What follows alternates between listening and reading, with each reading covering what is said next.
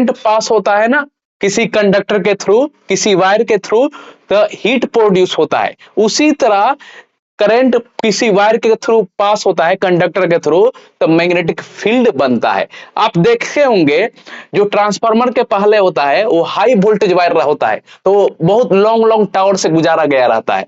उसमें high voltage wire है तो मतलब करंट उसमें बहुत तेजी में चल रहा है।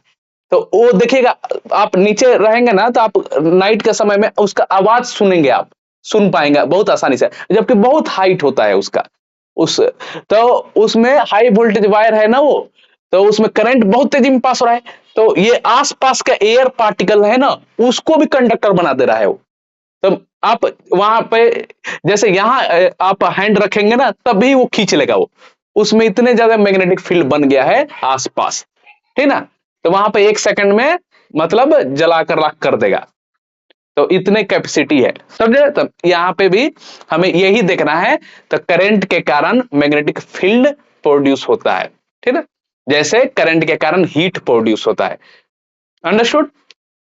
इसी तरह आप देखिएगा कि जहां पे इलेक्ट्रिसिटी प्रोड्यूस होता है ना, तो वहां पे बहुत मतलब दूरी पर आग रखकर यहाँ पे इलेक्ट्रिसिटी प्रोड्यूस हो रहा है, तो मेगावाट में होता है जहां इलेक्ट्रिसिटी प्रोड्यूस होगा, तो बाउंड्री कर दिया जाता है, क्योंकि उसके पास मैग्नेटिक फील्ड ज्यादा है तो खींच लेगा, अट्रैक्ट कर लेगा किसी को, ठीक ना।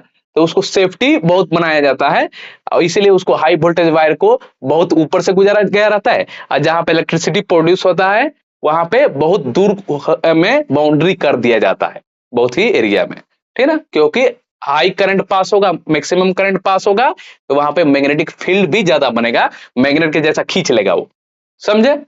अच्छा, तो यही हमको देखना है इन प्रीवियस चैप्टर।